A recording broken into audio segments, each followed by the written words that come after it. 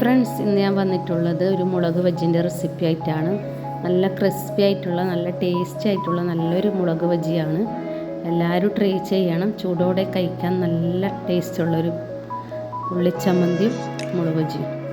ഉള്ളിച്ചമ്മന്തിയും നല്ല ടേസ്റ്റ് ഉണ്ട് കേട്ടോ. എല്ലാവരും ട്രൈ ചെയ്യണം. അങ്ങനെ നമുക്കൊരു പാത്രം എടുക്കാം. അതിലേക്ക് 1.5 കപ്പ് കടലമാവ് ഇട്ട് കൊടുക്കുന്നുണ്ട്. ഇതിലേക്ക് ചേർക്കുന്നത് 2 ടേബിൾ സ്പൂൺ പത്തിരിപ്പൊടിയാണ്. പിന്നെ 1/2 ടീസ്പൂൺ മുളക് പൊടി, 1/4 ടീസ്പൂൺ മഞ്ഞൾപ്പൊടി, കായം ചേർക്കലുണ്ട്. കായം എൻ്റെ കയ്യിൽ ഇല്ലാത്തതുകൊണ്ട് ഞാൻ ചേർത്തില്ല. അങ്ങനെ 1/2 ടീസ്പൂൺ മുളക് പൊടി ഇട്ട് കൊടുത്ത്, പിന്നെ 1/4 ടീസ്പൂൺ മഞ്ഞൾപ്പൊടി, ഒരു നുള്ള് ബേക്കിംഗ് സോഡയാണ്. ബേക്കിംഗ് സോഡ നല്ലപോലെ പൊങ്ങി വരാൻ വേണ്ടിയാണ്. ചില ആൾക്ക് ബേക്കിംഗ് സോഡ ഇടുന്ന വലിയ ഇഷ്ടമില്ല. അങ്ങനെ ഇട്ടില്ല, പ്രശ്നമൊന്നുമില്ല.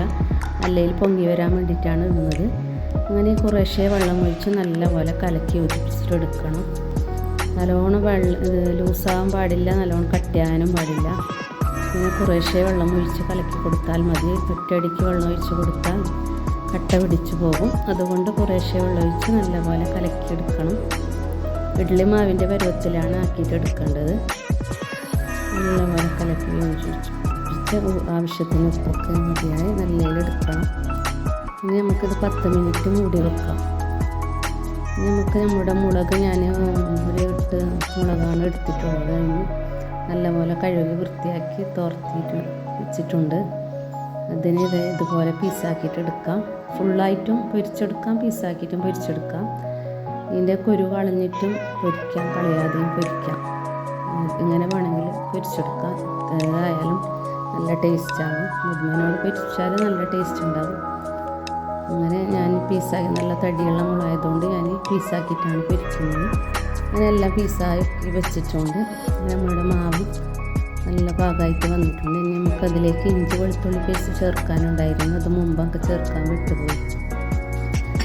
ഇഞ്ചി വെളുത്തുള്ളി പേസ്റ്റ് ഞാൻ ആക്കിയിട്ട് വെച്ചിട്ടുണ്ടായിരുന്നു. അതിൻ്റെ വീഡിയോ ഇടുന്നുണ്ട്. 1 മാസത്തേക്കെല്ലാം ഇങ്ങനെ ഇഞ്ചി വെളുത്തുള്ളി പേസ്റ്റ് ഉണ്ടാക്കി വെച്ചാലൊന്നും ആകാതെ ഫ്രിഡ്ജിൽ വെച്ചാലും 1 മാസത്തേക്ക് നമുക്ക് ഇടാതെ കിട്ടും.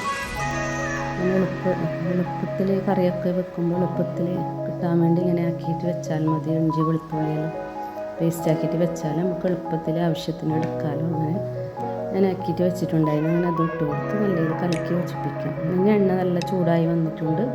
ഇനി ഇതിലേക്ക് ഓരോ മുളകും ഇങ്ങനെ മുക്കിയെടുത്ത് എണ്ണയിലേക്ക് ഇട്ട് കൊടുത്ത് ചെറിയ തീയിൽ പൊരിച്ചെടുക്കണം. വലിയ തീയാക്കിയാൽ കരിഞ്ഞു പോകും, മുളകൊന്നും പോകില്ല. അങ്ങനെ ചെറിയ തീയാക്കിയിട്ടാണ് എടുക്കേണ്ടത്. അങ്ങനെ എല്ലാം നല്ല പൊരിഞ്ഞ് റെഡിയായി കിട്ടിയിട്ടുണ്ട്. ചൂടോടെ കഴിക്കാൻ നല്ല ടേസ്റ്റാണ്.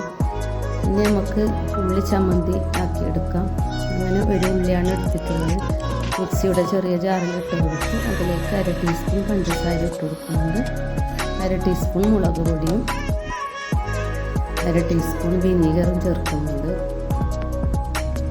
2 ടീസ്പൂൺ വെളിച്ചെണ്ണയും ചേർക്കുന്നുണ്ട്.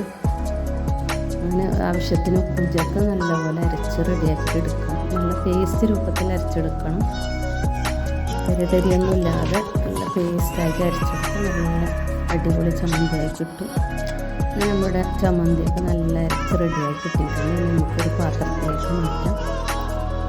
അങ്ങനെ നമ്മുടെ മുളക് ബജിയും കൂട്ടി നമുക്ക് ടേസ്റ്റ് ചെയ്ത് നോക്കണം.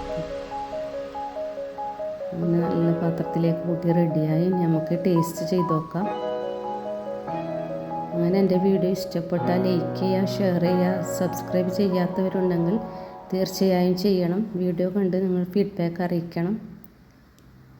നമുക്ക് കഴിച്ച് നോക്കാം. നല്ല ടേസ്റ്റാണ് ചൂടോടെ കഴിക്കാൻ. ഇഷ്ടപ്പെട്ടാൽ ലൈക്ക് ചെയ്യുക. Thank you.